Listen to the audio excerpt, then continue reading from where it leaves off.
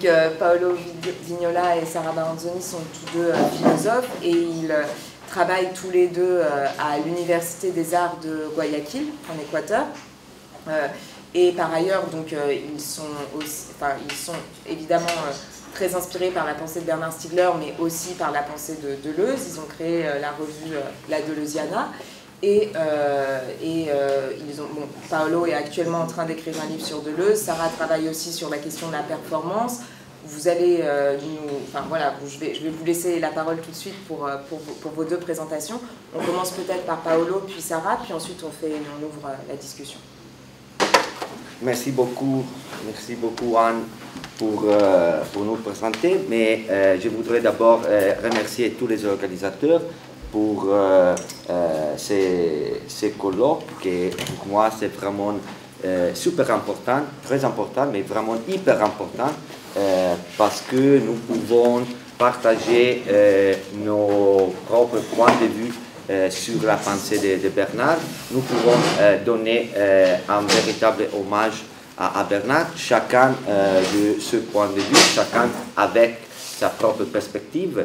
Et ça, c'est pour moi vraiment une sorte d'événement de la pensée. Et bon, donc, merci beaucoup à Anne, Michal, Élise et le professeur Seba, qui sont les organisateurs de ce colloque-là. Et bon, je vais parler en français. J'ai préparé un texte et c'est, disons, ma manière de donner cet hommage à Bernard. Donc, le titre, c'est, comme vous pouvez le voir, c'est « Penser l'image de la pensée » avec Bernard Stiegler. Et bon, cette expression-là, l'image de la pensée, c'est une expression qui relève de la perspective de la philosophie de Gilles Deleuze. Et dans ce sens-là, ce que je veux présenter, c'est ma manière de donner cet hommage à Bernard. Bon, il serait facile de dire que Bernard a été un philosophe singulier. Et il serait facile aussi de dire que sa propre philosophie, avec ce mélange de pensées théoriques originelles et diagnoses sociales attentes et continues, c'est tout à fait unique. Mais la première chose que je voudrais dire à propos de la pensée de Bernard, c'est que sa philosophie a pour but quelque chose de plutôt difficile de trouver chez les philosophes contemporains, donc singulier dans ce sens-là.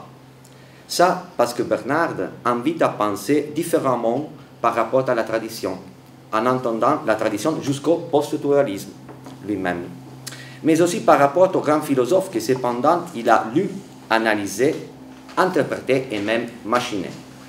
Et c'est vrai que penser avec Bernard, c'est toujours penser différemment par rapport à Heidegger, Simondon, Deleuze, Derrida ou Foucault, et c'est aussi penser par-delà les préjugés et les présupposés que nous donnons quand on pense philosophiquement. En même temps, Bernard est toujours tout à fait au-dedans de la pensée philosophique. Je pense alors, en utilisant un sujet deleuzien, que pour Bernard, il ne s'agit pas de sortir de la philosophie, mais de sortir d'une image que la philosophie se donne à soi-même et d'une image de la pensée que la société se donne aussi. J'emprunte ces deux images de la philosophie et de la société de deux moments différents de la philosophie de Deleuze. Celui de l'histoire de la philosophie, je pense à Nietzsche, la philosophie, où se trouve la première définition de l'image de la pensée, mais je pense aussi à différentes répétitions, et celui de Mille Plateaux, que Deleuze écrit avec Guattari. Dans les premiers cas, il s'agit de l'image dogmatique de la pensée, tandis que la deuxième image est ce que Deleuze et Guattari appellent la noologie. Merci. Avec l'expression « image de la pensée », Deleuze indique le présupposé implicite de la philosophie, à savoir un système de coordonnées et d'orientation qui anticipe l'acte de pensée, en les conduisant vers un but universel établi d'avance et qui correspondrait à la connaissance du vrai. Derrière cette image, on peut voir l'aptitude philosophique à concevoir la pensée comme naturelle, idéale, universelle et en affinité essentielle avec les vrais, les justes et le sens commun. Il s'agit d'une sorte de préjugé qui traverse toute la tradition philosophique de Platon à Descartes pour s'affiner avec Kant et qui continue ensuite à influencer la philosophie moderne. L'effet d'une telle image consisterait à subordonner la différence à la représentation et donc à bloquer les mouvements effectifs et réels de la pensée. Ça va sans dire que ces dernières phrases relèvent de différences et répétitions. Or, dans Mille Plateaux, on apprend que chaque société est prise dans une image de la pensée, tout en la constituant. Prise, mais la constitue. Ces images composent ce que Deleuze et Guattari appellent la noologie. Merci. Donc, il s'agit de citations de Mille Plateaux, en particulier du traité de nomadologie, qui c'est un chapitre du livre, où il s'agit justement d'une confrontation entre la pensée de l'État et la pensée nomade, entre la politique et les apparatus d'État et la politique et les stratégies nomadiques du nomadisme. Donc, Deleuze et Guattari disent que la pensée serait par elle-même déjà conforme à un modèle qu'elle emprunterait à l'appareil d'État et qui lui fixerait des bouts et des chemins, des conduits, des canaux, des organes, tout en organant. Il y aurait donc une image de la pensée qui recouvrirait toute la pensée, qui ferait l'objet spécial d'une noologie et qui serait comme la forme État développée dans la pensée. Dans le même chapitre, on lit aussi que l'anologie, qui ne se confond pas avec l'idéologie, est précisément l'étude des images de la pensée et de leur historicité. Donc l'anologie serait l'étude des images de la pensée qui se concrétisent dans l'histoire et dans la société. Et il s'agirait de quelque chose qu'il faut actualiser et mettre au jour à fur et à mesure des changements sociaux.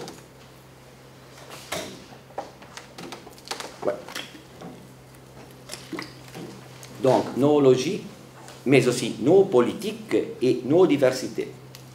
Maurizio Lazzarato a été parmi les premiers penseurs à actualiser et mettre au jour la noologie de Deleuze et Guattari. Son étude noologique aboutit au concept de noopolitique en 2006, lié aux thèses majeures du post-scriptum sur les sociétés de contrôle, publié par Deleuze en 1990. En particulier, le focus, c'est sur les technologies numériques qui, à la fois, modulent, contrôlent, exploitent les individus à travers leur côté cognitif, affectif et libidinal. La noopolitique de Lazzarato se réfère alors à l'ensemble des techniques de contrôle qui s'exercent sur le cerveau en impliquant avant tout l'attention, les désirs, la mémoire et les prétentions. Aujourd'hui, ces contrôles ambitionnent, encore plus que dans les années 90, à neutraliser les différences noétiques, réduire la puissance critique et éliminer progressivement toute imprévisibilité. La modulation des individus à travers ces individuels relevant de la perfilisation des usagers, envisagée par Deleuze, aujourd'hui est en train de devenir neuromodulation. Or, ces derniers diagnostics lazariens est tout à fait le même de celui de Stigler, qu'il a développé dans plusieurs textes et avec une profondeur et une intensité qui nous a fait aimer ces livres et nous a fait apprendre à diagnostiquer les social. Cependant, si on observe l'utilisation que Stigler faisait du même mot non politique, on retrouve un sens tout à fait différent. Dans le vocabulaire de Stigler, la non-politique est une politique de la noëse, ayant l'objectif de fortifier et faire fleurir l'intelligence collective, les savoirs, tout aussi bien que la sensibilité et l'empathie. Tandis que le contrôle sur la noëse est la tâche de la psychopolitique en tant qu'expression du psychopouvoir. C'est là, selon Stigler. Ça, c'est une citation du livre de Néganthroposie en anglais. C'est un texte traduit par Dan Ross. je ne vais pas lire cette citation, mais vous pouvez voir la relation entre nos diversités et nos politiques. Par exemple, quand il dit que pour développer nos diversités, il faut une non-politique qui opère sur l'industrie neuronale, sur l'industrie culturelle, sur l'industrie esthétique, symbolique, etc. Donc la non-politique comme une politique de la noise. Donc, à ce propos, il faut dire que les concepts de psychopouvoir qui apparaissent précisément dans la même année de la non-politique de Lazzarato, je pense à Réenchanter le monde et la télécratie contre la démocratie, il s'agit de deux textes publiés dans les 2006, exactement comme les textes de Lazzarato. Donc, les concepts de psychopouvoir chez Stigler pourraient être conçus comme l'analogone, une analogie de la non-politique de Lazzarato, sauf pour une raison qui néanmoins fait toute la différence. Quand Bernard use les préfixes psycho, ne se réfère pas à une entité purement immatérielle et donc à une dimension immatérielle du contrôle et du travail. Donc, cette chose immatérielle serait quelque chose qui pourrait être extrait du processus comme cible, objet ou sujet pur, séparable des autres éléments en jeu. Pour Bernard, au contraire, les psychos et les psychopouvoirs s'insèrent dans l'organologie.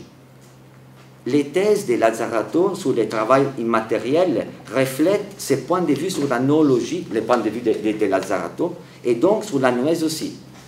Et nous savons que Bernard a souligné à plusieurs reprises le non-sens de l'expression travail immatériel, tout aussi comme a critiqué l'expression les immatériaux de Lyotard. Pour Bernard, le travail et les contrôles en général sont hypermatériaux, dans la mesure où impliquent nécessairement une matérialité irréductible. Et si des phénomènes ayant pour objet des contenus purement mentaux peuvent donner lieu à une impression d'immatérialité, en réalité, il y a toujours la médiation directe ou indirecte des rétentions tertiaires. Et ça, pour moi, c'est tout à fait lié avec ce que David Bayes a dit hier à propos du cerveau organologique. Bon, et cela signifie que la technique fait déjà partie de l'intelligence dans la mesure où l'intelligence humaine est extériorisée. Les conséquences politiques de cette conception sont énormes par rapport à une tradition critique qui n'avait presque jamais considéré la technique par-delà son nature de moyens ou d'objets. Et ça, nous le savons, on a parlé de ça les premiers jours, est la thèse de Bernard depuis La technique et le temps, premier temps.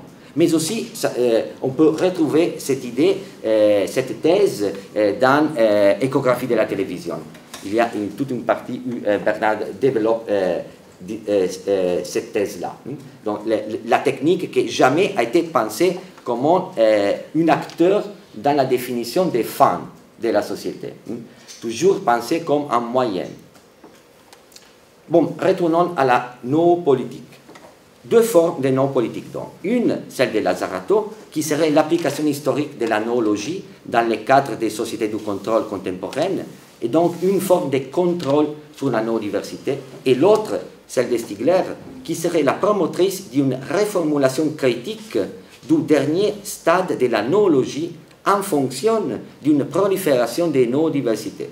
Et c'est précisément la non-politique stiglerienne comme reformulation critique de l'image de la pensée actuelle, ce qui m'intéresse et que je voudrais stresser à travers quelques analyses que j'ai développées pendant ces dernières 2 années. L'enjeu de mon intervention consiste donc à montrer l'opération philosophique générale de Stigler comme un exemple de dépassement de la noologie dominante, à savoir l'image de la pensée qui s'était imposée à la fois dans la philosophie et dans la société pendant le XXe et le XXIe siècle, exprimant une série de présupposés implicites de la pensée, comme le dualisme oppositif qui traverse tous aspects de la vie sociale et de la rhétorique politique, mais qui est présente aussi dans la pensée théorique, comme dans le cas des oppositions naturelles artificielles et nature-culture, organique, inorganique, matériel, immatériel, humaine, technique, etc. On pourrait dire que l'objectif théorique de Bernard était celui de changer l'image de la pensée qui empêche de penser la technique et fait de la technique en mer moyenne. La même image de la pensée qui détermine des oppositions et des dualismes fixes et qui préétablit le fin de l'homme.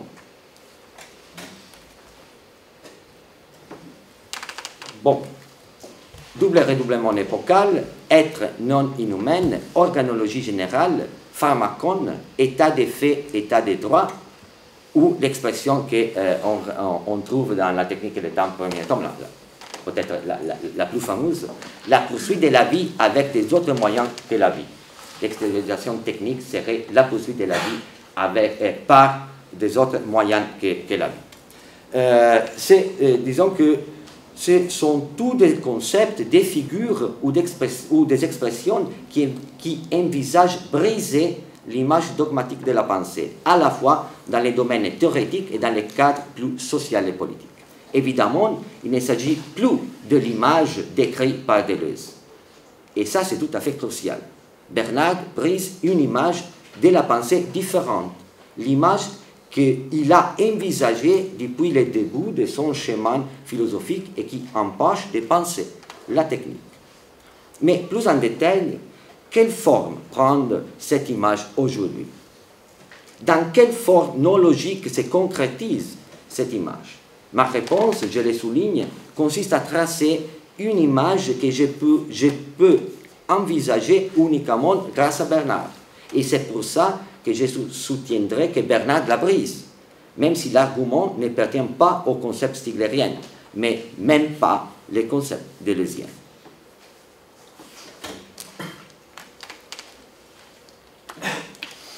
Si on regarde l'actualité, l'époque dans laquelle nous vivons est sans aucun doute caractérisée par une vague sans précédent d'activités extractives. De l'extractivisme naturel lié aux ressources des sous-sols à l'utilisation massive du data mining, en passant également par l'extractivisme esthétique, culturel, urbain, et encore par les codes ADN dans chaque cellule de l'organisme humain jusqu'aux vastes frontières des émotions humaines, du comportement et des relations sociales, il semble possible de trouver une pensée pan-extractiviste qui structure la forma mentis occidentale et toute une série de récits qui lui sont liés. Ça, c'est une citation de Vlad Joler. Les textes s'appellent « Les nouvelles extractivismes » et Joler travaille aussi avec Matteo Pasquinelli précisément sur les sujets du nouvel extractivisme. Ils ont créé un site internet qui s'appelle Nooscope. Et ce site-là, c'est précisément, a pour but précisément analyser les nouvelles formes d'extractivisme, en particulier dans les domaines du savoir, knowledge extractivism. Mais il faut dire que la recherche que Sarah et moi, nous sommes en train de développer, cette recherche sur ces sujets-là de l'extractivisme, du pan-extractivisme, relève d'une analyse qui est typiquement latino-américaine. C'est-à-dire que les concepts d'extractivisme relèvent de toute une série d'analyses développées dans l'Amérique latine pendant les dernières 30 années, 20 années, 30 années. Donc, c'est un concept situé, localisé, ce n'est pas un concept universel, c'est un concept qui a des traces impliquées dans une matérialité et dans une territorialité particulière. Et donc, ce que nous essayons de faire, c'est d'articuler cette vision-là de Joler et Pasquinelli avec une vision, une perspective qui relève de l'analyse critique latino-américaine. Et en même temps, comme j'ai dit tout à l'heure, cette image extractiviste de la pensée, c'est quelque chose que je peux penser seulement uniquement grâce au concept de Bernard. Donc, dans ce sens-là, la noologie actuelle pourrait être conçue comme une image extractiviste de la pensée, dans la mesure où, d'un côté, à la base de toute forme contemporaine d'extractivisme, on retrouve la même logique d'exploitation anthropique des ressources, du pétrole et des minéraux jusqu'aux données, la dopamine, etc. Et de l'autre côté, ce sont les présupposés eux-mêmes à être extractivistes. Ils sont extractivistes dans le sens où le dualisme implique toujours une séparation et une opposition hiérarchique qui extrait un des deux termes pour les constituer comme dominants, autonomes, purs, le seul sujet, ou au contraire, pour les constituer comme les purs objets à consommer ou à utiliser. C'est donc une image qui pose une séparation ontologique, épistémologique fondatrice, une séparation c'est-à-dire une séparation de l'homme par rapport à la nature, et une séparation entre, c'est-à-dire une séparation entre sujet et objet, entre qui et quoi. Et je pense précisément à l'expression de Bernard à propos de qui et de quoi. Et cette séparation, à la fois ontologique et épistémologique, conduit à une réification généralisée du vivant et de la planète. Donc, une manière anthropique et prolétarisante de penser et de produire savoir, information et connaissance.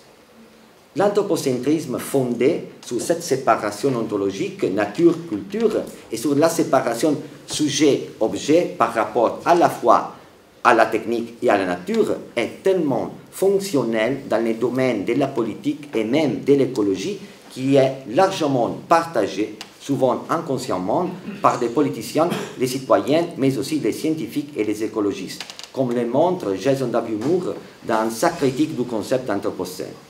Et l'anthropocène, avec un E de Bernard, viendrait à être une sorte de prolétarisation généralisée de la planète, dans le sens de Stigler, c'est-à-dire la prolétarisation anthropique qui suit le développement de la mathésis universaliste cartésienne. La forme dans laquelle Bernard pense la prolétarisation est d'ailleurs un autre élément qui montre la volonté de dépasser l'image de l'économie politique par-delà le marxisme et la critique du capitalisme cognitif. Et ça se donne à partir du pharmacon platonicien, qui à son tour fait l'objet de la déconstruction derridienne de la métaphysique de la présence. Et la métaphysique de la présence, dans la conception délésienne, pourrait être déjà une image de la pensée, une image qui empêche penser. La localité est un autre concept clé de la dernière étape de l'écriture de Bernard. La localité entendue d'abord et essentiellement comme les potentiels d'ouverture différentielle d'un lieu. Et ça va sans dire que la localité est dans un rapport direct avec l'extractivisme, dans tous les domaines et à toutes les échelles.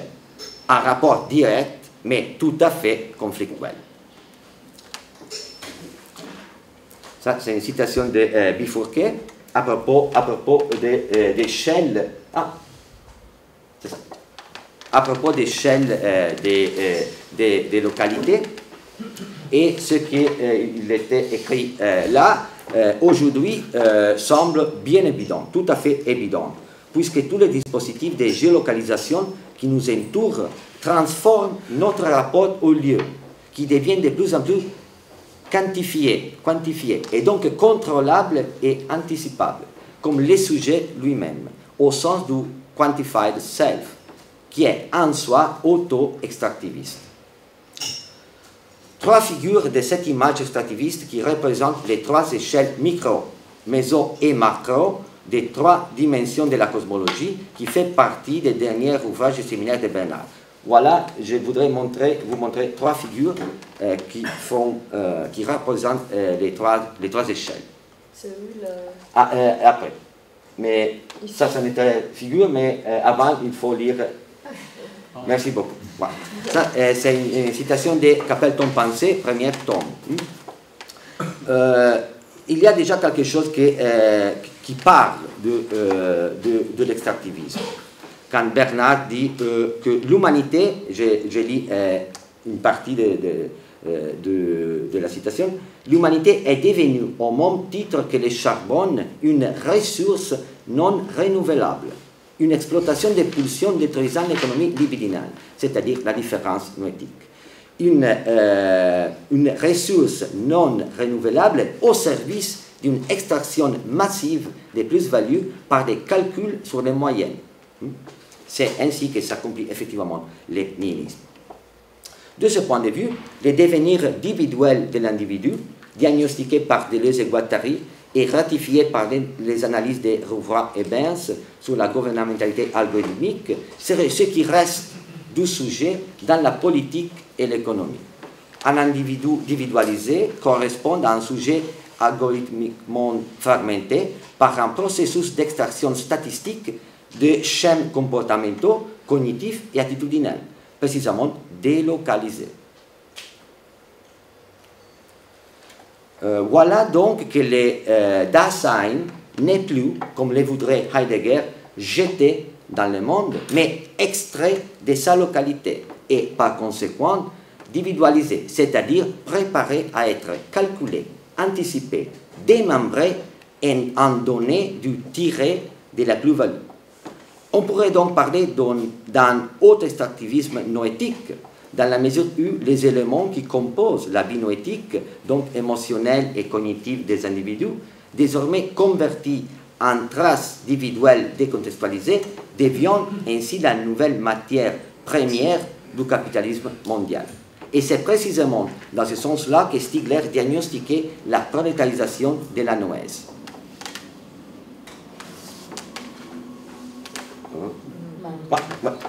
Non. Ouais. Maintenant, les trois figures. Donc, à niveau micro, il s'agit de l'extractivisme noétique, data mining, dopamining, économie de l'attention, etc., qui aboutent à cette figure, les Dasein extraits du monde, ou extraits de sa localité. Dans les quatrième tomes de la technique et le temps, encore inédite, mais nous savons qu'il y a une traduction dedans qui circule, il y a cette image du Dasein qui est Dasein être là où le là n'existe pas, n'existe plus. Bon, donc, pour ce qui concerne les niveaux méso, il s'agit de l'extractivisme urbain, culturel, politique, et c'est ce que j'appelle la res extracta, en lieu de la res publica. Et ça, c'est quelque chose que Bernard développe dans les quatrième tomes, et ce qu'il dénonce, c'est la colonisation de l'espace public, que Antoinette Rouvroy et Thomas Burns décrivent comme l'effet de la gouvernementalité algorithmique et de ses opérations d'extraction des données.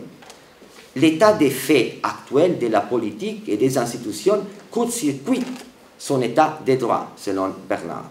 En ce sens-là, Bernard peut nous aider à envisager la tendance de la res publica à devenir res extracta, c'est-à-dire totalement subordonnée aux corrélations algorithmiques, aux calculs financiers, au data mining et au dopa mining. Ces opérations extractives façonnent les formes et la dynamique de la res publica, du niveau micro des individus jusqu'aux dimensions méso et macro des institutions et des gouvernements. En d'autres termes, si la sphère publique est dissoute, il ne reste plus que des traces du public, extraites et corrélées par des algorithmes privés qui contrôlent les individus et les groupes. C'est ainsi que la macrocosmologie, représentée par l'Anthropocène en tant qu'ère géologique, se reflète dans la mésocosmologie du système technosocial vigente et par là se reflète aussi dans la microcosmologie de l'être-là, du Dasein, et du là qui l'accompagne en tant que sa propre scale de localité. S'il était des faits de notre époque, qui serait l'Anthropocène avec un E, époque de l'absence d'époque, comme disait Bernard en citant Maurice Blanchot, si cet état de fait se caractérise pour l'élimination progressive de la biodiversité, la non-diversité et la technodiversité, à savoir pour la prolétarisation de la planète, l'état de droit est la condition pour la prolifération de la non-diversité, la technodiversité et aussi la biodiversité, donc pour la déprolétarisation. Chez Stigler, repenser pharmacologiquement la localité est tout à fait stratégique afin de conjurer la réduction anthropique des différences et de fomenter la croissance des potentiels néganthropiques d'une société. L'idée programmatique de Stigler consiste alors à donner à l'extériorisation technique une valeur d'imprévisibilité et un potentiel d'ouverture à l'altérité qui sont fonctionnels à une cosmopolitique de la localité. Ça devrait être la dernière... C'est ça. Donc, c'est une citation plutôt longue. Je vais lire une partie. Quand Bernard dit qu'une localité n'est pas une identité. C'est au contraire un processus d'altération constitué de localités plus restreintes et multiples et inclus dans des plus vastes localités.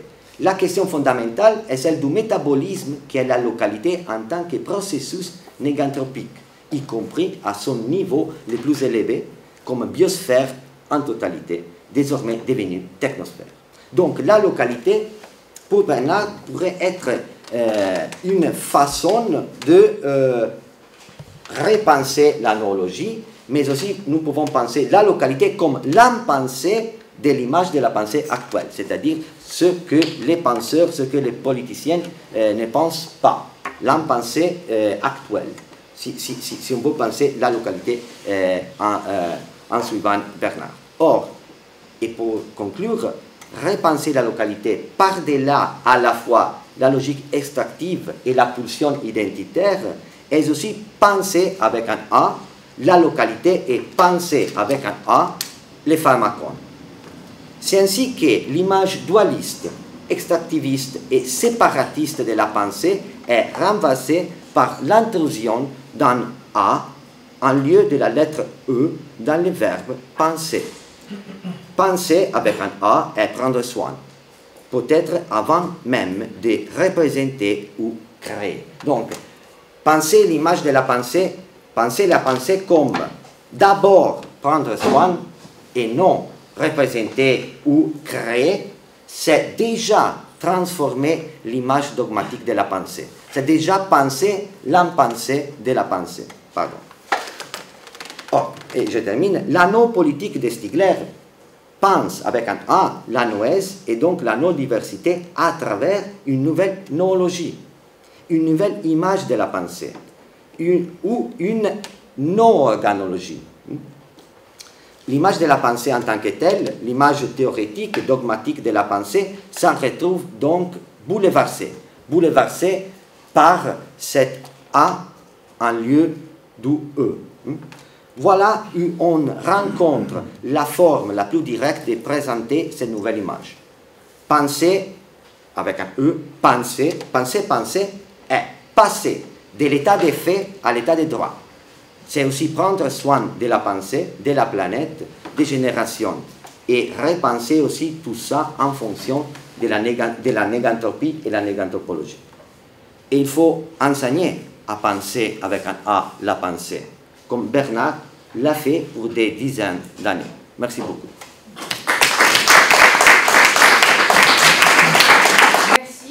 Merci beaucoup à tous les organisateurs et merci au public, merci pour cette belle occasion qui nous donne la possibilité de nous souvenir et de réactualiser certains aspects de la pensée de Bernard, mais pas seulement la pensée, hein, aussi des autres dimensions que nous retrouvons dans notre échange, dans nos échanges entre chaque session. Donc c'est vraiment passionnant et la possibilité d'être ici, je la remercie beaucoup. Hein. Même si maintenant ça va être un peu difficile pour moi, car après une présentation très structurée et très bien conçue, moi je n'ai que des notes un peu désordonnées car ma recherche, c'est au moment en production, donc je ne peux pas vraiment donner des aperçus très ordonnés, et je vais faire une tentative. Et en effet, le titre de mon intervention, c'est un titre provisionnel et avec un point d'interrogation à la fin du titre. Donc, bon, le titre, c'est « Après la politique, gouvernée par affect », avec un point d'interrogation. Bon, alors, si nous sommes ici aussi pour penser la philosophie contemporaine à la lumière de défis de la numérisation et la transformation des concepts qui est nécessaire face à cette transformation. Alors, d'une part, ainsi comme Anne l'a dit dans son introduction du premier jour, notre but n'est pas celui de faire une exégèse des œuvres de Bernard Stiegler, mais d'une certaine façon, celui de poursuivre sa pensée en la croisant avec des autres auteurs ou des autres perspectives pour ne pas la laisser se muséfier. Et aussi, c'est celle de voir comment fonctionnent ces concepts dans la machination, en termes deleuzienne et guattarienne, que Paolo a aussi utilisé. Donc, comment les concepts de Bernard fonctionnent dans cette machination. Et alors, nous savons très bien que Bernard Stiegler et disait d'habitude que certains philosophes n'avaient pas vu, n'avaient pas entendu, n'avaient pas compris. Voilà, c'est ça, certainement, mais c'est aussi qu'il faut considérer que les concepts ne peuvent pas être éternels. Donc, il faut les ajuster au temps et aux transformations organologiques du présent. Et alors, toute cette introduction pour dire que je voudrais utiliser la gouvernementalité algorithmique conçue par Antoinette Rouvroy et Thomas Berns comme utile précisément pour cette critique du devenir actuel de certains concepts. Et bon, et comme Antoinette et Thomas l'ont indiqué, la gouvernementalité algorithmique représente une forclusion des idéaux et une neutralisation des concepts qui avaient été conçus dans les années 70 et 80. Alors, qu'est-ce qui se passe maintenant? Qu'est-ce que le devenir actuel de ces concepts? Paolo a beaucoup parlé de l'extractivisme. L'extractivisme, c'est un sujet que nous travaillons beaucoup dans les dernières années. Et on peut parler de l'extractivisme comme phénomène pluriel, comme phénomène hétérogène, multiple. Mais dans tout cas, c'est quelque chose qui définit l'époque où nous vivons. À niveau politique, à niveau économique, à niveau de la gestion, du management de savoir aussi. Ce qui m'intéresse à moi, c'est ce qu'on appelle l'extraction massive des données, que nous avons vu a touché une dimension inédite dans la période pandémique. Et il y a aussi un article de Naomi Klein qui le définit comme un Green New Deal. Et c'est ce pacte qui passe par l'extraction massive de données. Et bon, il faudrait aussi considérer tout l'extractivisme politique et culturel que tout cela implique. Et alors, en retournant à la gouvernementalité algorithmique comme utile, alors la gouvernementalité algorithmique nous indique un bout de cet extractivisme des données, et c'est celui de contrôler par anticipation et orientation préventive la société, et dont la définition de société de l'hypercontrôle de Bernard Stiegler, que nous verrons plus tard comme c'est possible de la comprendre. Mais bon, donc la gouvernementalité algorithmique nous aide à voir un but, mais quelles sont les conséquences politiques de tout cela? Alors, Paolo et moi, nous avons cherché à démontrer dans d'autres occasions que la gouvernementalité algorithmique se sert précisément de la dimension micropolitique ou moléculaire pour opérer. Et selon Bernard Stiegler, cela suppose, il dit dans la société automatique, cela suppose, entre autres choses, de requalifier la question du droit. À la fois d'un point de vue épistémologique et philosophique, comme différenciation du fait et du droit, mais aussi d'un point de vue politique, comme construction d'un sujet de droit et d'une puissance politique de droit, je souligne, sujet de droit, puissance politique de droit, car ce sont les deux aspects autour desquels je vais me concentrer. Et je voudrais ajouter aussi tout cela aussi bien d'un point de vue micro-politique. Alors, je vais commencer par la question de la puissance publique du droit. Et comme nous le savons, Bernard Stiegler donne beaucoup d'importance à la puissance publique et il dit à plusieurs reprises dans ses ouvrages qu'il faut, et c'est nécessaire de s'appuyer, de chercher, de revaloriser la puissance publique au fin de la construction de nouveaux droits, de nouvelles possibilités pour la société. Et dans la société automatique, il dit aussi que l'état de choc provoqué en 1993 par la création du web a incommensurablement amplifié la stratégie du choc, affirmant en 1979 qu'il n'aurait pas d'alternative à la destruction de la puissance publique, c'est-à-dire à l'expression illimitée des logiques computationnelles induites et nécessitées par le marché total. Fin de citation. Et je souligne cela car dans cette petite citation, il y a trois éléments qui sont très importants pour comprendre ce que je cherche à affirmer aujourd'hui. En particulier, il s'agit de la stratégie du choc, la destruction de la puissance publique et l'expression illimitée des logiques computationnelles liées au marché total. Bon, nous savons aussi que Stiegler soutient que la gouvernementalité algorithmique est le passage d'une gouvernementalité publique et d'État à une gouvernementalité comme gouvernance par la privatisation généralisée, qui est la destruction par une sphère privée hypertrophiée de la vie privée tout aussi bien que de la chose publique. Bon, alors quand Stiegler parle de choses publiques, de puissance publique, il parle de quoi? Il le dit très clairement, hein.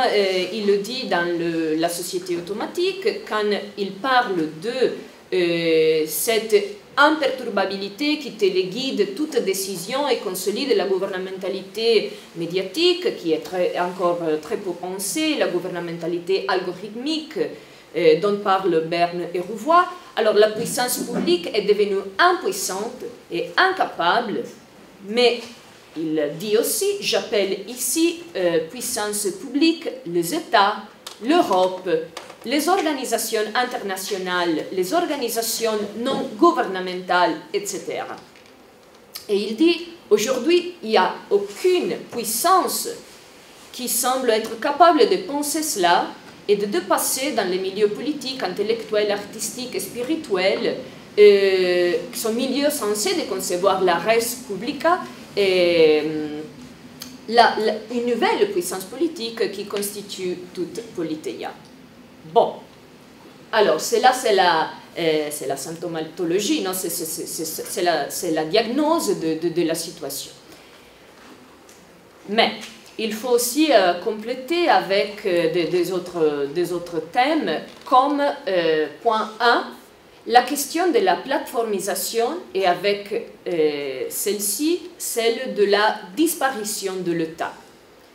Est-ce qu'il s'agit d'une politique du moment où la question c'est, et dans cette situation, si nous avons besoin, selon Bernard Stiegler, d'une nouvelle puissance publique qui pense une politique pour transformer un état de fait dans un état de droit, alors, est-ce cela possible aujourd'hui? Est-ce qu'il y a une politique dans la situation actuelle? Moi, je soutiens qu'il n'y a pas vraiment de politique pour plusieurs raisons. La première, c'est que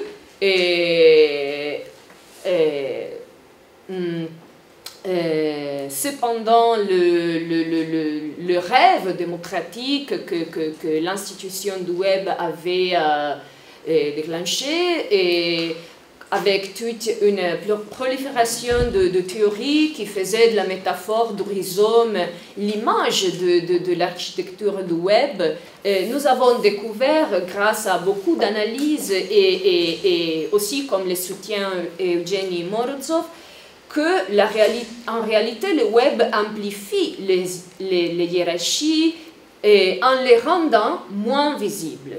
Donc il ne s'agit pas d'une architecture ouverte qui permet beaucoup de choses très démocratiques, qu'en plutôt d'une architecture arborescente.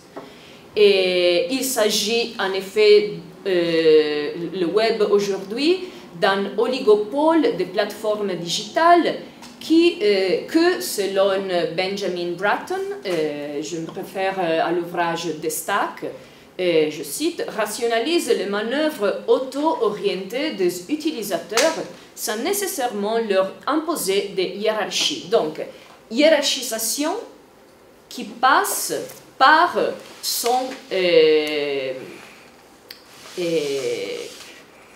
je ne sais pas comment le dire, cette hiérarchisation est cachée, n'est pas visible, mais cela ne veut pas dire qu'elle n'est pas là. Et il y a une illusion démocratique quand, en effet, la question c'est celle d'une hiérarchisation. Donc, Bratton, dans sa tentative de créer un modèle systématique, philosophique, holistique, capable d'expliquer la conception et l'organisation de la révolution numérique et pour penser avec elle l'agencement technique de toutes les couches de l'informatique comme une totalité, alors Bratton nous montre les échelles de la distribution de la computation qui se sont formées presque par hasard. En effet, selon lui, cette architecture de la web aux mégastructures est accidentelle dans le sens où elle n'est pas du tout le résultat d'une politique précise ou d'un plan particulier. Il s'agit plutôt d'une forme d'accumulation qui procède de la multiplicité des tentatives de résoudre des problèmes à travers des technologies. Donc, il n'y a pas un plan, il y a des tentatives qui se font par hasard et qui produisent une accumulation de niveaux et de couches que se hiérarchisent dans une forme qui reste presque transparente. Alors, si les plateformes sont traditionnellement comprises comme des entreprises qui participent au marché, elles ne peuvent pas être réduites à cela. Bratton considère la plateforme comme une forme d'organisation générative qui génère donc nouvelle et hybride, qui a déjà atteint l'échelle d'une institution mondiale. Et voilà que nous nous relions au discours des institutions. Les plateformes comme les nouvelles institutions qui absorbent les fonctions de l'État en fournissant des services à l'usageur, aux citoyens. Alors les plateformes sont devenues de facto des États, avec la différence d'être moins centralisées, plus diffusées, reprogrammables selon les nécessités des usagers.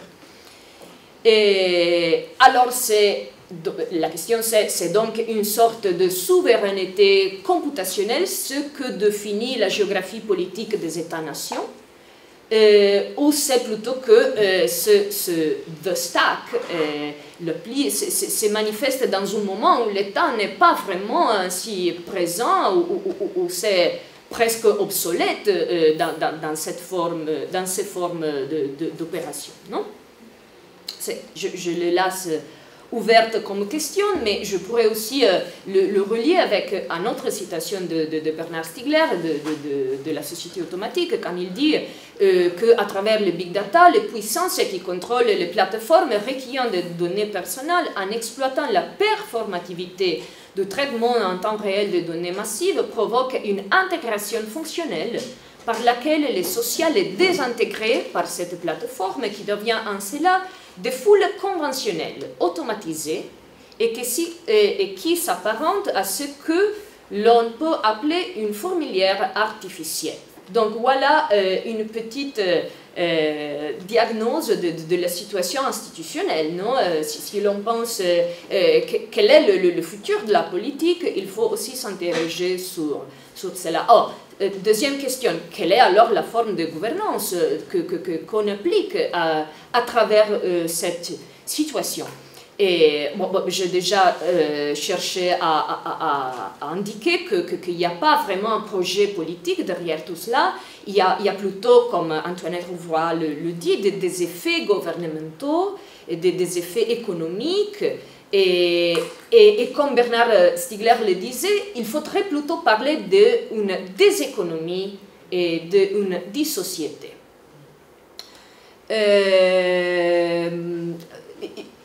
Encore une fois, faudrait-il parler de sociétés de contrôle, de sociétés disciplinaires, de sociétés de surveillance? Bon, Paolo et moi, dans d'autres textes, dans d'autres occasions, avons cherché à expliquer un peu plus les concepts de société d'hypercontrôle de Bernard Stiegler,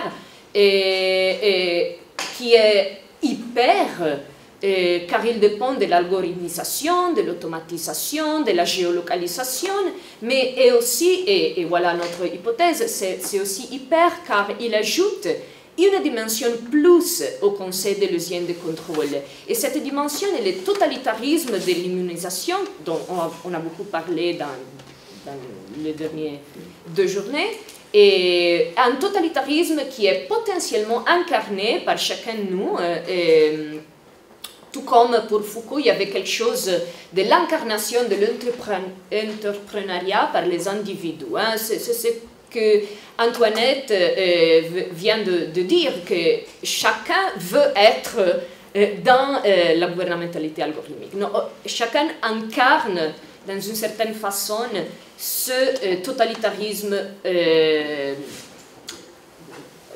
soft algorithmique. Et alors, ce que je cherche un peu à résumer, ce que Paolo et moi avons soutenu plusieurs fois, c'est que le but de la discipline numérique, qu'il n'y a pas vraiment seulement une forme de contrôle, mais il y a aussi une forme de discipline, et que cette discipline numérique n'a plus le but, comme dans la discipline traditionnelle, celui de fabriquer des corps dociles. Il s'agit plutôt de concevoir des esprits dociles, des esprits qui ne sont pas critiques, pas capables de soutien, mais grégaires, craintifs, calculables, prévisibles. Alors donc, s'agit-il d'une politique? Cela s'agit-il d'une intention, d'un book qui a des effets particuliers? Ce sont des questions. Hein. Et voilà, c'est là les esprits que la société de l'hypercontrôle cherche à discipliner. Et cela se fait à travers le mélange de nouveaux écrans, nouveaux algorithmes, nouveaux données, mais aussi de nouvelles peurs.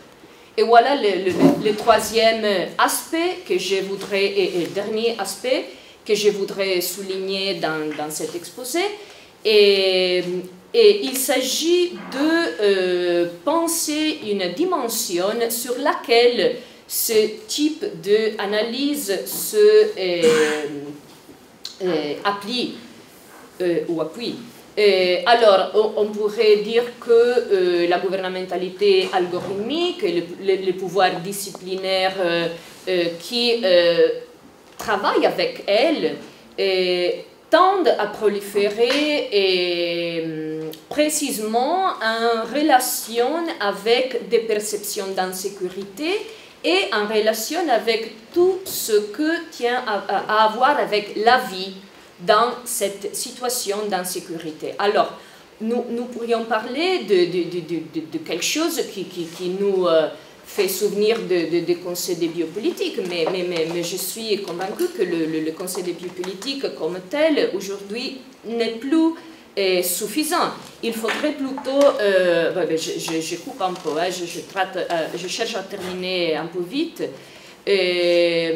C'est plus suffisant car c'est impératif de penser et de réorienter ces conseils-là vers sa dimension technique et technologique, en soulignant comment les principes de gestion ne s'appliquent plus seulement au biologique, mais commencent à s'appliquer également à d'autres choses qui ont à faire avec le biologique, avec la vie, mais ne peuvent pas se réduire à les aspects biologiques. Bon, je parle par exemple des comportements, des autres dimensions socioculturelles, et voilà. En particulier, je voudrais, pour vraiment un peu synthétiser, soutenir que les niveaux sur lesquels s'applique tout ce système, c'est un niveau pro-individuel ou sub-individuel qui précède la formation des individus, qui précède la formation des sujets, et c'est celui des affects. Voilà, parce que le titre c'était « Gouverné par affect » avec un point d'interrogation. Et évidemment, je préfère ici à toute la théorie des affects, les politiques des affects, c'est un discours qui a été largement développé à partir des années 90 avec plusieurs variations et plusieurs auteurs qui se sont occupés, notamment Brian Massumi, qui est celui qui a un peu inventé ces concepts-là, et d'après Spinoza et Deleuze, mais aussi en France il y a Lordon qui s'est beaucoup occupé de questions des affects, mais il y a aussi tout un côté Foucauldienne qui a croisé la question des affects avec la biopolitique. Il y a des penseuses féministes qui ont aussi traverser ce thème-là, mais bon, alors je ne peux pas évidemment faire un résumé de toute cette position, je veux aller précisément au point que j'étais en train d'indiquer, non, celui de gouverner ou produire des effets gouvernementaux dans une situation d'insécurité où le contrôle disciplinaire ou la discipline du contrôle s'appuie précisément sur les affects. Et alors, en toute petite précision, il faut être clair que quand on parle d'affects, on ne se réfère pas du tout aux émotions ou aux sentiments. Ici, affecté fait plutôt référence à une capacité corporelle ou plutôt de la matière. Donc, on ne se réfère pas du tout à l'être humain, voilà, et on parle de corps comme quelque chose de plus ouvert et de quelque chose de matériel qui peut être affecté ou qui peut affecter dans le sens que Spinoza donne dans l'éthique. Alors, selon Brian Massumi, les affects doivent être rethématisés pas seulement en relation avec les corps, mais aussi avec les technologies et avec les organisations. Et voilà donc que cette conception peut être vue comme un élément organologique, dans ce sens-là. On peut tenter de croiser ces perspectives en les complétant un peu. Alors, l'affect, c'est une façon corporelle d'être prêt, un déclencheur d'action, y compris l'action de ressentir une émotion, bien sûr, mais les émotions sont quelque chose qui est à mesure d'un sujet.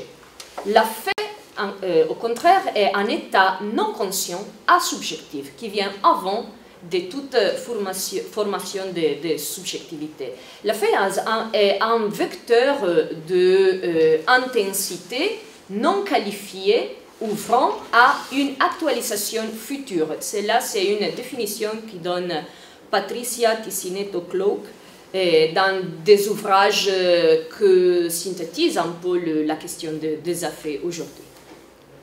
Et alors, ce que je veux montrer pour terminer l'exposé, c'est une possibilité de la situation politique actuelle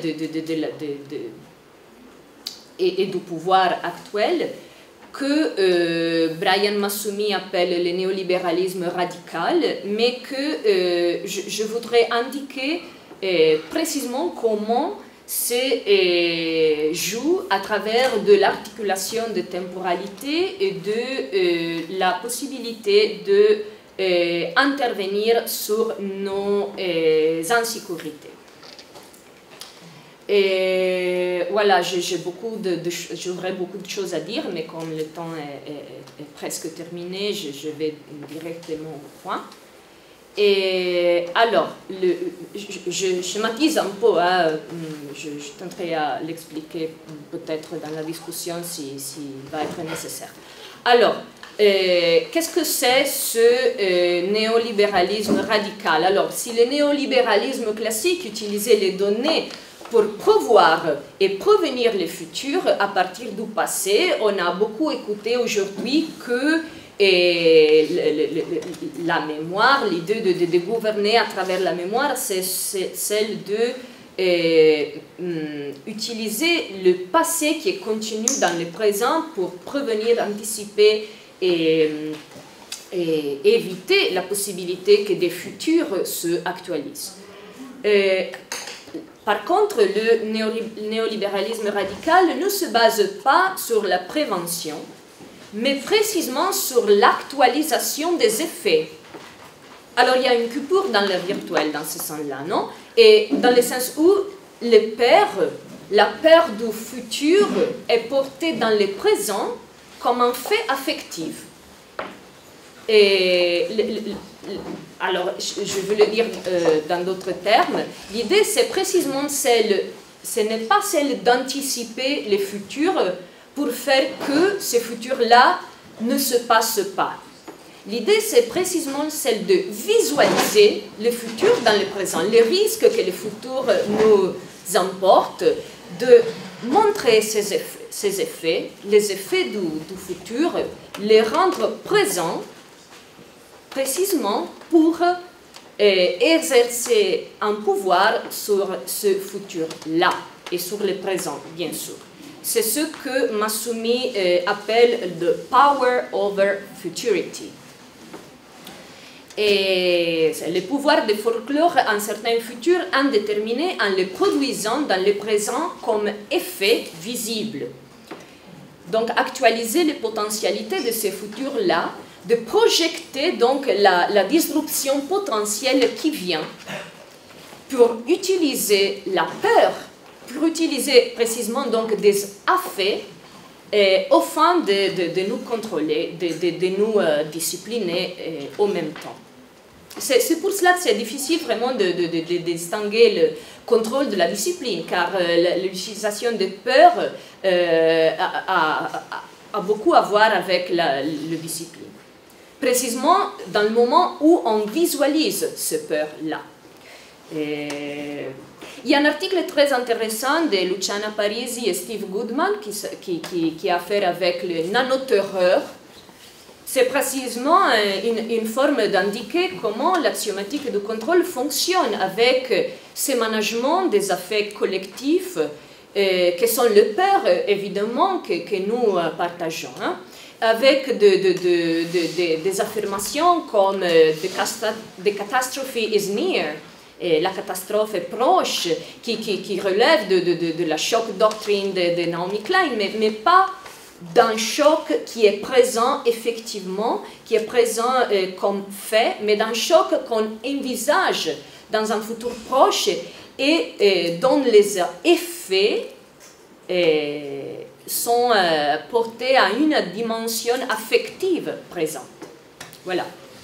Alors, cette appréhension pour le futur, la paire, c'est un point de contrôle pour un point parti pour un contrôle qui peut être appelé cybernétique, selon Parisi, et qui ne se contente plus de prévoir et moduler en évitant les possibilités qu'un futur pas désiré se manifeste, tandis que ce type-là de contrôle s'appuie précisément sur la possibilité de faire voir et donc faire craindre dans une certaine façon, donc activer le futur dans le présent pour augmenter les sensations et en même temps immobiliser l'action. Et pour terminer très rapidement, je suis désolée, je coupe beaucoup,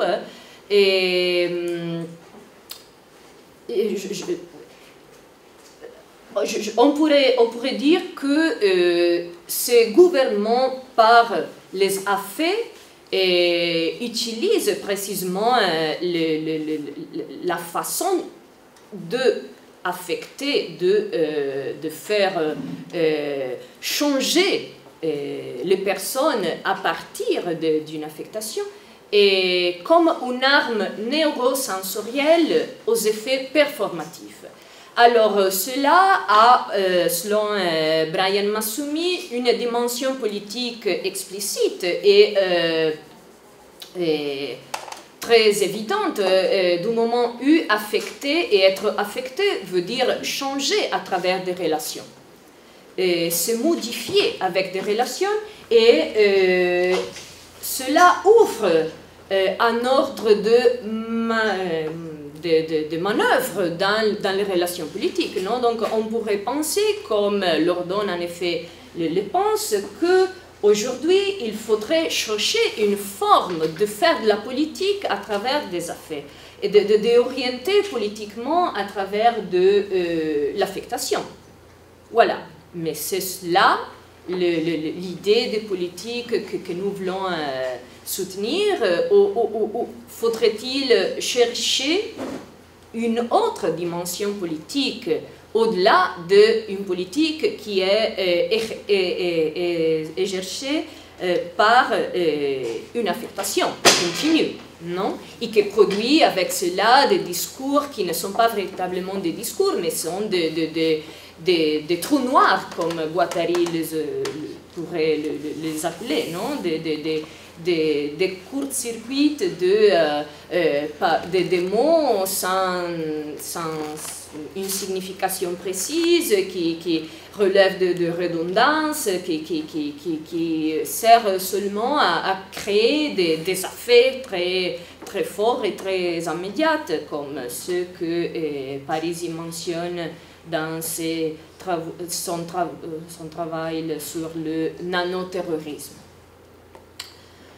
Alors, pour conclure, quelle politique dans cette situation, où l'enjeu est celui de l'incertitude, de la manipulation de l'affectivité, où il n'y a plus des objectifs sociaux ou des intentions à long terme, comme on l'a vu dans la question des institutions, de l'État, des plateformes, sinon celle du marché, et où, en même temps, l'État veut s'auto-valider comme un acteur dans le marché.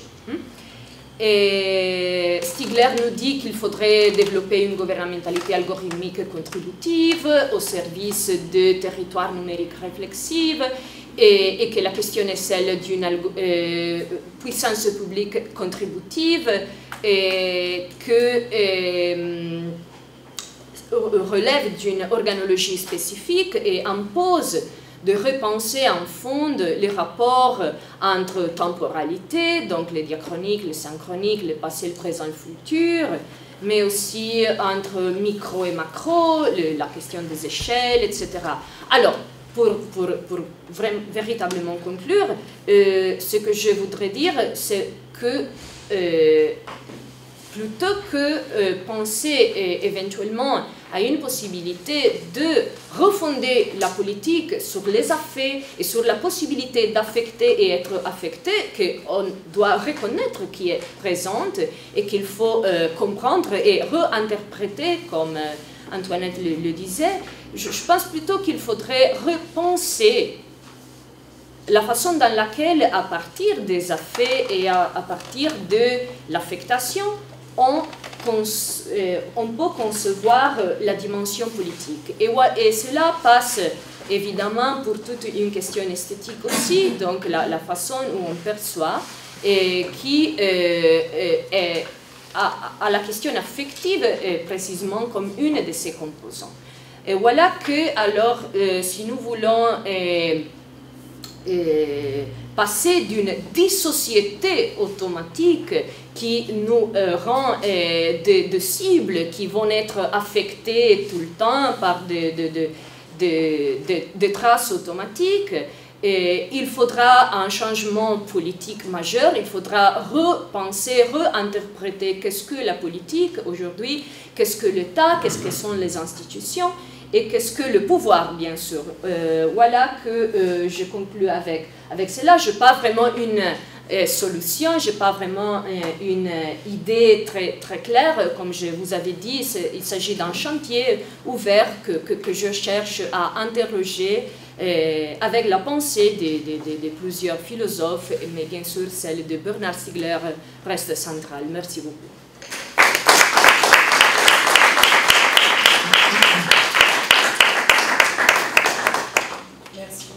C'était extrêmement précis et extrêmement riche et inspirant. Donc j'ouvre directement la discussion parce qu'on a pris beaucoup de retard.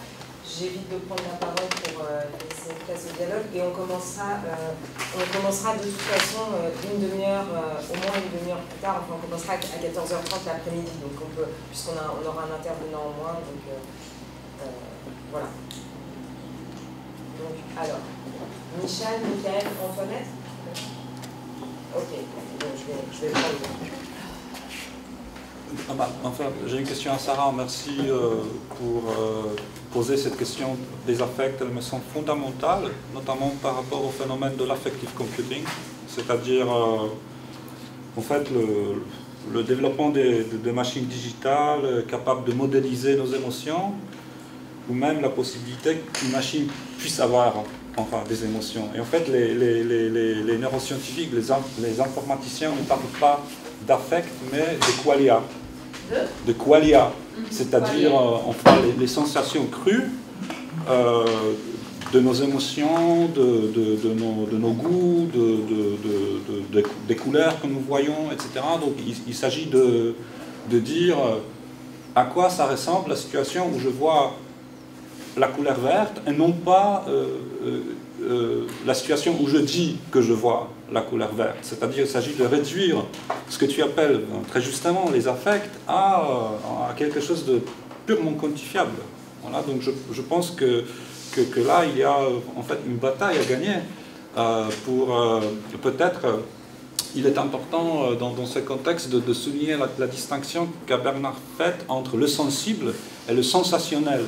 Dans le premier volume de mes créances de discrédit, en disant que l'être noétique, le corps noétique, parce qu'en fait l'affect ça passe par le corps, c'est plutôt du sensationnel et non seulement sensible qu'on peut quantifier, voilà. Finalement. Hein. Voilà. Donc en fait ce n'est pas une question, mais peut-être une... Bon, merci beaucoup. Je ne sais pas si on... écoute les questions et puis on répond, ou si peut-être on va peut-être sauver un peu plusieurs à la fois. Okay. D'accord. Alors, Michael, Antoinette, Adrien et Giuseppe, peut-être pas tout le monde à la fois non plus, mais Michael, Antoinette.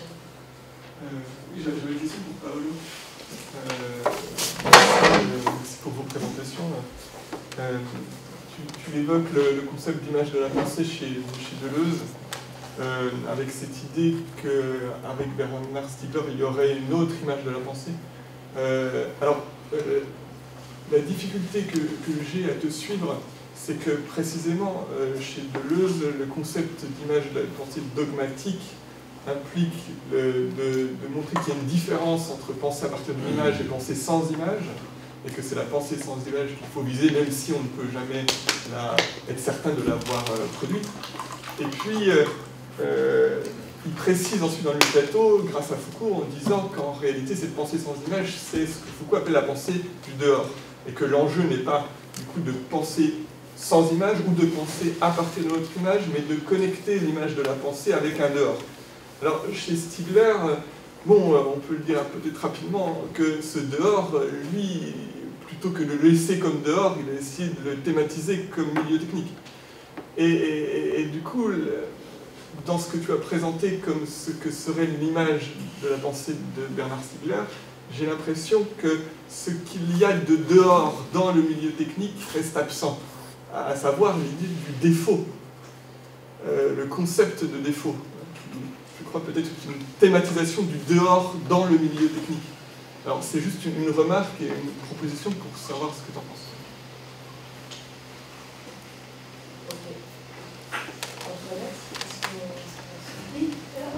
Merci beaucoup. J'avais une petite question pour Sarah ou peut-être un commentaire. On entend souvent parler de tyrannie, des algorithmes, tous des mots assez forts, de totalitarisme, de l'immunisation. Ce sont des mots qui me semblent un peu forts, qui frappent tellement l'imagination, me semble-t-il, que ça empêche parfois de voir la subtilité de ce qui est en train de se mettre en place. Il me semble que, pour moi, la gouvernementalité algorithmique est tout sauf un totalitarisme. C'est tout sauf l'imposition par la force brutale d'une idéologie d'État. Au contraire, ça nous libère absolument radicalement, en tout cas en apparence, de tout biais idéologique du pouvoir et de toute hétéronomie, et donc de tout pouvoir qui s'imposerait comme sur le mode tyrannique. Au contraire, moi il me semble que la gouvernementalité algorithmique, ça embrasse justement ce qui échappe radicalement au pouvoir. C'est ce qui embrasse l'ingouvernable et qui l'encourage et qui ne vise pas du tout en fait à minimiser ni même à contraindre l'ingouvernable puisqu'il s'en nourrit. C'est finalement l'incommensurabilité, la contingence qui nourrissent cette nouvelle forme de prédation. C'est pour ça que finalement ce mode d'intervention préemptive, finalement, elle n'est plus justement légitimée par un pouvoir de savoir, par le savoir de l'État, justement par le Big Brother qui vous aurait vu dans tous vos détails. Au contraire, cette intervention préemptive, elle n'est plus légitimée ou justifiée comme capacité d'agir sur base d'une connaissance précise de l'avenir et de chaque individu, mais au contraire, comme une certitude invincible de ce qui doit être fait en l'absence d'une telle certitude. Et donc c'est la requalification des émergences en urgence. Et s'il y a quelque chose de totalitaire, si on peut dire, mais je n'aime pas du tout ce mot-là, dans la gouvernementalité algorithmique, ça tient précisément à ce que Luciana Parisi appelle le décisionnisme, c'est-à-dire l'émancipation du décideur, de celui qui prend une décision, d'avoir à justifier et à prendre en charge les conséquences de ces décisions. Donc on sort d'une résolution des problèmes qui est binaire, il dit je prends une décision, il y a des conséquences négatives, j'accepte la responsabilité de ces décisions. Non, la responsabilité de la décision, elle est transmise à la contingence. C'est la contingence qui m'a fait agir sur le mode du réflexe, via un calcul algorithmique, et donc le mode d'action, c'est le mode du pari. On n'est pas responsable du fait qu'on a perdu son pari. Et on l'a entendu pendant la pandémie, certains gouvernants dire « Bon, je parie que si on maintient le confinement comme ceci ou comme cela, les chiffres vont baisser. » Le pari, vous voyez, mais par rapport à un pari, on n'est jamais responsable. Et c'est ça, c'est ce décisionnisme-là qui éventuellement a quelque chose qui rapproche légèrement d'une forme de totalitarisme. Et encore, Luciana Parisi parlait de Mussolini à cet égard-là. Par exemple, elle disait, en 1929, Mussolini reconnaissait explicitement la pleine responsabilité dans le chaos meurtrier généré par son régime, mais en même temps, il défiait ses opposants de le démettre. C'est un cas typique de décisionnisme faisant fi de la logique binaire responsable, il doit abdiquer. À l'inverse, le dictateur déclare à la fois qu'il est responsable et qu'il va rester en place. Et finalement, selon Luciano Pagani, c'est le même type de décisionnisme qui est aujourd'hui exprimé par les machines algorithmiques. Mais par contre, voilà, je n'irai pas au-delà de ça. Au contraire, ça fonctionne sur la liberté. C'est quelque chose de dictatorial extrêmement en creux, c'est-à-dire par démission de la responsabilité ou par ingouvernance, c'est-à-dire renonciation à la charge de gouverner.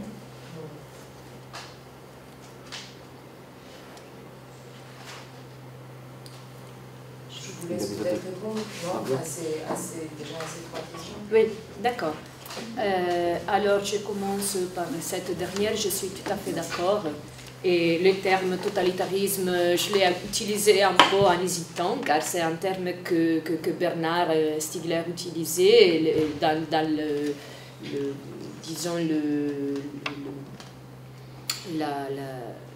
sa déclination en soft totalitarisme. Mais j'ai moi aussi un peu des difficultés à l'utiliser, car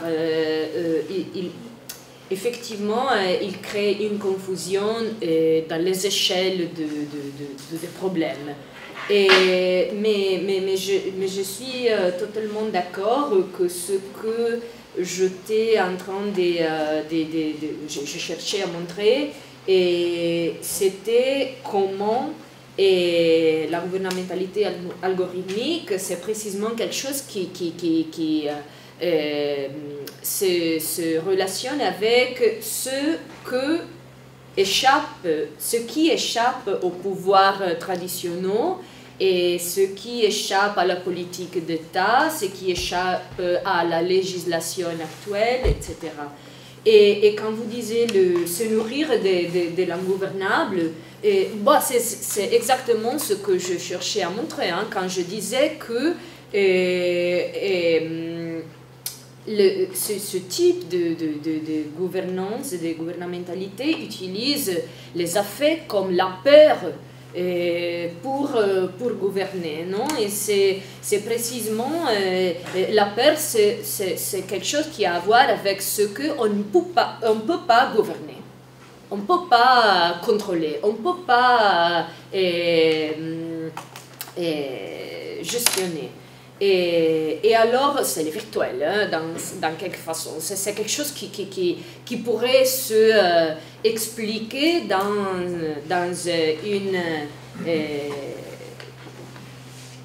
un numéro presque infini de possibilités. Et alors, c'est le virtuel même l'ennemi de la gouvernementalité algorithmique. C'est cette possibilité d'avoir quelque chose d'ingouvernable, quelque chose, et donc l'idée, c'est précisément celle de montrer cette ingouvernementalité, ce risque, cette catastrophe qui arrive comme précisément ce qu'il faut éviter, c'est dont il faut avoir peur, et donc après avoir engendré par la manipulation des affects et cette peur et ses effets, c'est ça que fait que les gens deviennent gouvernables, car il y a une immobilisation précisément grâce à la manifestation, à la visualisation de ce qu'est ingouvernable. C'est très intéressant de penser ces aspects-là. Et bon, alors merci aussi à Michal pour avoir mentionné l'affecting computing. Mais il y a une toute petite précision que je voudrais faire à propos de cela, c'est que quand je parle en suivant les théories les plus connues des affects, j'aimerais faire plutôt quelque chose qui vient avant du sujet sensible, du sujet qui preuve des émotions, des sujets qui a des sensations, des sujets qui peut percevoir, du sujet qui a peur. Alors, il faut distinguer, par exemple, la peur comme émotion déjà expressée et incorporée par un sujet, et la peur comme affect, quelque chose qui tout simplement arrive avec comme un choc, comme quelque chose que je suis capable de sentir à un niveau individuel, subjectif,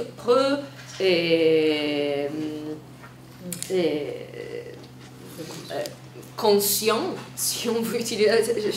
J'ai difficulté à utiliser ce mot-là car il implique beaucoup de choses, mais bon. Et alors, c'est plutôt cette situation d'affecter dans une manière qui s'approche à celle de reflet, comme Antoinette le disait. C'est pas de stimuli et de reflets, c'est pas vraiment la question de provoquer des émotions ou de provoquer des sensations, mais plutôt celle de intervenir sur la forme dans laquelle nous nous laissons affecter par les choses. Et je ne sais pas si c'est plus clair, mais je cherche à être très synthétique. Merci Michael pour ta remarque, commentaire, remarque. Je les trouve très pertinentes. Et bon, il faut dire que d'abord, il faut distinguer entre la critique de l'image de la pensée et la reformulation d'une nouvelle image de la pensée. J'ai essayé de le faire, mais peut-être que j'étais trop vite. Donc, la critique de l'image de la pensée, chez Deleuze, c'est quelque chose par rapport à l'histoire de la philosophie, la tradition, etc. Tu as fait très bien à souvenir les sujets du dehors, que c'est le pivot, disons, de la formulation délésienne de la nouvelle image de la pensée. Mais nous savons que Deleuze, dans ce cas-là, transforme un petit peu sa perspective, comme tout le vient de dire. D'abord, il y a la pensée, l'image de la pensée comme dehors, comme présentation directe du dehors, comme confrontation directe avec les forces du dehors. Après, il y a ces rapports que serait la véritable image de la pensée, mais ces rapports-là, après, se concrétisent d'abord dans les rhizomes, donc les rhizomes comme la nouvelle image de la pensée, parce que précisément, les rhizomes, c'est déjà rapport avec le dehors, et après, se concrétise avec les plans d'immanence. Les plans d'immanence comme l'image de la pensée, précisément parce que serait très philosophique. C'est-à-dire que c'est quelque chose qui anticipe l'acte de penser philosophiquement. Donc il y a, disons, des étapes dans cette formulation. Et tout comme il y a des étapes dans la formulation de l'image de la pensée chez Deleuze, je crois qu'il y a des étapes aussi chez Stigler. Donc, l'image extractiviste de la pensée, ce n'est pas l'image que Stigler propose comme nouvelle image de la pensée, pas du tout. C'est ce que, grâce à Stigler, nous avons commencé à envisager. Donc, serait un peu, disons, les parallèles, serait l'analogie avec la critique deleuzienne. Après, tu as tout à fait raison quand tu dis que les dehors seraient les milieux techniques. Mais les dehors, pour qui? Parce que pour Deleuze, peut-être, parce que Deleuze vive encore cette séparation du dedans et du dehors. Il la vive très critiquement, la vive tout en essayant de la dépasser. Tandis que dans le cas de Bernard, Bernard souffre, je dirais, souffre l'idée qu'il y a un dedans et un dehors. Et que ces dehors-là seraient les milieux techniques. Et donc, je crois que il faudrait distinguer ces deux positions-là. une position les rapports entre les dedans et les dehors, c'est tout à fait producteur de pensées, des concepts, etc. La création des concepts intelligents se base sur cette distinction. Et l'autre, la pensée de Bernard, cette distinction fait problème. Après, tu as parlé du défaut, et c'est tout à fait évident que pour Bernard, la pensée commence avec le défaut qu'il faut, et donc serait déjà un élément qui pourrait composer cette nouvelle image de la pensée. Et donc, je crois que cet élément-là du défaut, oui, je n'ai pas parlé du défaut pour essayer de tracer cette nouvelle image chez Bernard, mais je crois que c'est tout à fait important de le souvenir et de le souligner. J'ai proposé, juste à la fin de ma intervention, l'idée de la nouvelle image de la pensée stiglérienne comme pensée avec un A en lieu de pensée avec un E. Pourquoi? Parce que précisément, je crois que penser avec un A et l'acte du penseur avec un A, c'est un acte qui élimine cette distinction dehors-dedans. Prendre soin d'un objet technique, prendre soin d'une localité, c'est déjà se mettre dans un rapport intime avec ce que nous avions pensé avec un E, mais maintenant nous devons penser avec un A. Et donc, et peut-être que c'est là, précisément, on pense avec un A les choses qui font défaut. Parce qu'il faut les penser, précisément pour les faits qu'ils font. Et donc peut-être que c'est là, dans l'articulation du défaut et de la pensée avec un A, qu'on peut retrouver des éléments pour la nouvelle image de la pensée chez Bernard. Après, je dis qu'il y a des étapes dans la pensée de Bernard. Et nous le savons très bien que la dernière étape, c'est l'étape de la confrontation entre entropie et négantropie. Et donc entre entropie et négantropie, etc., etc. Bon, là, il y a, disons, quelque chose qui c'est encore en mouvement, je crois. Ce n'est pas figé. Il s'agit d'un devenir de la théorie stiglérienne. Et peut-être que là, on puisse retrouver des autres éléments qui peuvent composer cette image de la pensée. Mais c'est tout à fait quelque chose en construction, c'est tout à fait quelque chose que Bernard n'avait pensé. Seulement, je crois que cette articulation-là peut nous aider à montrer ça, la nouvelle image. Mais toute mon intervention était basée sur la déconstruction de l'image de la pensée traditionnelle. Et seulement dans les dernières minutes, j'ai essayé de tracer ça. Mais merci. Bon, alors, je vous propose, je suis vraiment désolée, je propose juste à Adrien et Giuseppe de poser leurs questions de manière très courte, très synthétique, si c'est possible, pour que Paolo et Sarah puissent réagir aussi. Et les autres questions, je vous propose cet après-midi, on aura aussi un temps de discussion, donc je vous propose de les garder en réserve et voilà. Alors. Ok, bon, j'avais beaucoup de choses à dire pour approfondir ma question, mais je vais la résumer en une phrase. C'est une question qui s'adresse à Sarah, c'est vraiment sur le gouvernement par les affects. Dans le cadre d'une compréhension d'une articulation possible entre la philosophie de Deleuze et celle de Guattari et de Stigler, est-ce que vous pensez qu'il y a de l'interprétation dans l'affect? Qu'il y a de l'interprétation dans l'affect. Ouais. Est-ce que le mouvement de l'affect comporte, ou dans quelle mesure il y a de l'interprétation, étant donné que pour Stigler, l'affection d'un corps noétique, pour reprendre l'expression qu'emploie Michel, c'est toujours l'affection d'une noèse qui est à la fois aïsthésis et sémiosis, donc qui est toujours à la fois sensation, mais aussi signification en ce sens. Et où j'ai l'impression, si pour Stigler, la perception c'est toujours quelque chose une sorte de préhension à partir de rétentions qui produit une sélection, il faudrait dire qu'une affection, c'est toujours en même temps une sorte d'interprétation de ce qui est affecté. J'ai l'impression qu'il y a une espèce de...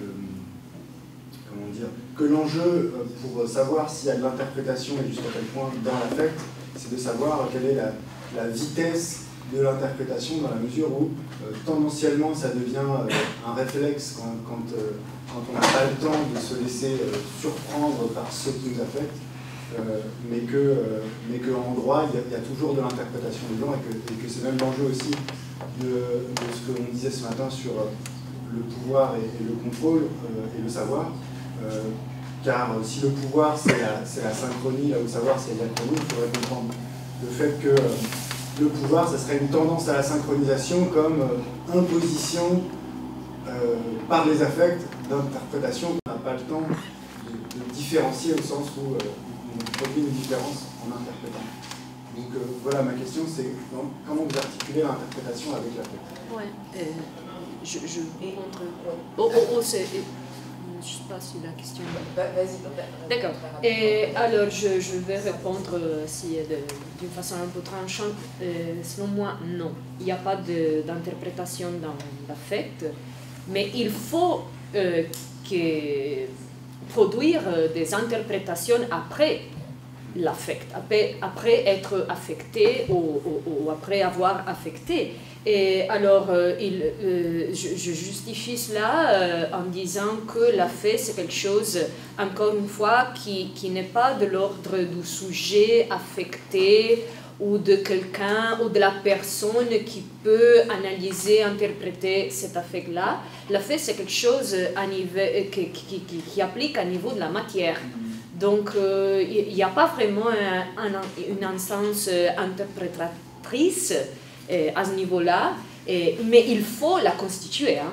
J'ai l'impression que c'est quand même une question, parce que pour Deleuze, effectivement, il s'agit d'évacuer l'interprétation qui renvoie en gros à la signifiance et au processus psychanalytique de subjectivation, etc. Exactement, mais il y a aussi la matière, si on réinscrit cette question dans la tradition qui parle aussi de Nietzsche, exactement.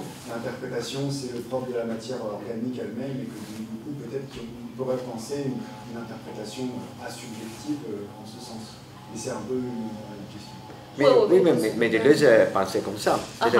Vous dites très bien que Deleuze était en compte de l'interprétation, disons, qui toujours cherche quelque chose derrière les phénomènes, et tout à fait d'accord. Mais après, Deleuze a développé sa propre stratégie d'interprétation, que ce n'est pas une interprétation proprement telle, mais c'est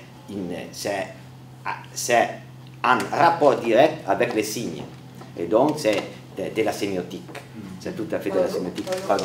Non, en fait, c'est passionnant, mais c'est juste que du coup, je vous propose de poursuivre pendant la pause et on écoute juste la question de Giuseppe aussi pour...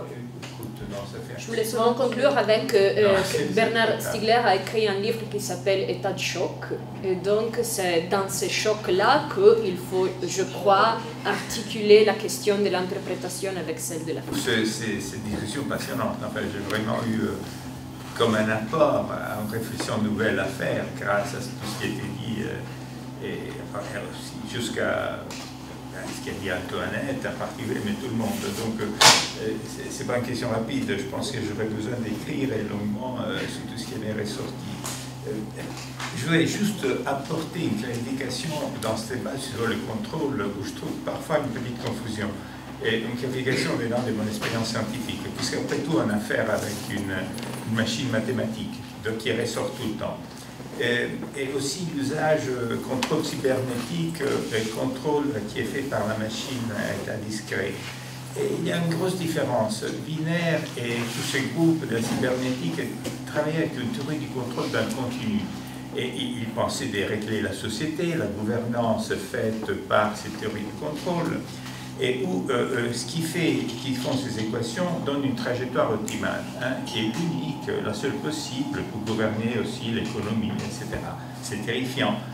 Toutefois, disons, s'accommode de la nuance. Toujours, quand les maths organisent le réel par les contenus, il y a l'appréciation de la nuance, de la petite fluctuation, et qui peut donner un parcours imprédictible. Ça sera toujours optimal, il n'y a pas de choix.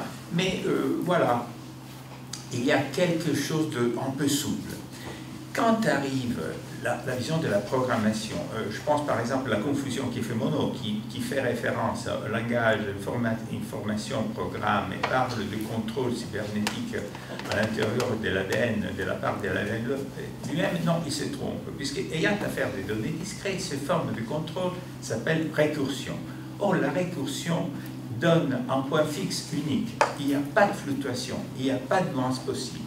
C'est-à-dire qu'il y a la structure de la détermination d'un discret implique une prédictibilité et une unicité qui ne tolère même pas la nuance ou la fluctuation.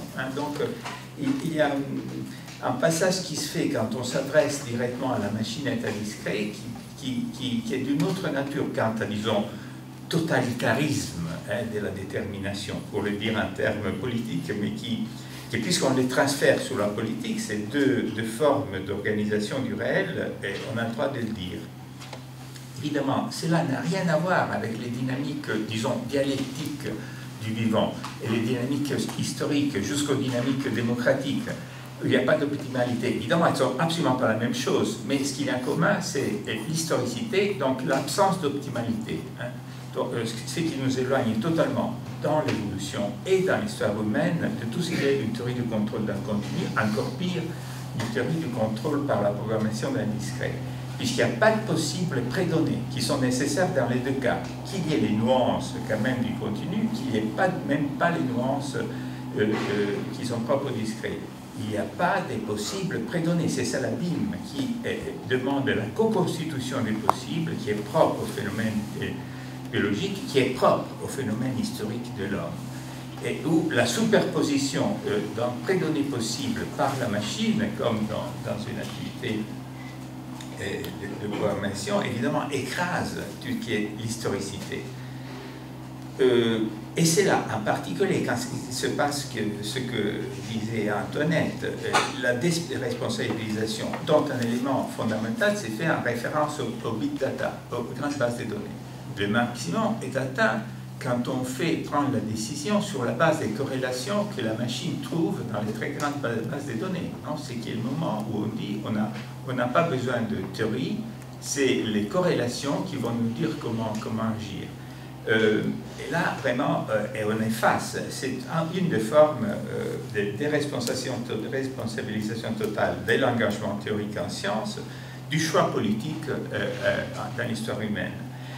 Et là, il y a une absurdité, pas seulement le rejet éthique et politique d'une telle attitude, mais il y a aussi le rejet mathématique. J'ai écrit avec un collègue mathématicien un petit article dont le titre est The Delusion of Spurious Correlations, où en utilisant des résultats difficiles de théorie de nombres, notre application est facile, mais les résultats sont très difficiles, qui s'appelle la théorie combinatoire de Ramsey, on met en évidence la chose suivante. N'importe quelle corrélation tu me donnes, je peux calculer une cardinalité, un nombre de données tel que, à l'intérieur de toute base de données ayant cette cardinalité, il y a cette corrélation. Donc, cette base de données peut être même obtenue au hasard, par des lancements de dés, par des spin-up, spin-down. On y trouve la corrélation. Donc, vous voyez, c'est le maximum d'absence de sens. N'importe quelle corrélation, je peux trouver assez de données que je trouve cette corrélation. Et ceci, des responsabilités, on peut dire n'importe quoi, hein, on aura suffisamment de données pour le suffrager avec de la corrélation sur ces données. Ces nombres sont énormes, mais aujourd'hui atteignables par ces bases de données. Et ça correspond, disons, c'est un peu la contrepartie, ce qu'il disait Antoinette tout à l'heure, la contrepartie mathématique de cette perte d'essence et des responsabilités qu'on essaye de projeter sur le monde en passant par la machine. Merci beaucoup. Merci. On va aller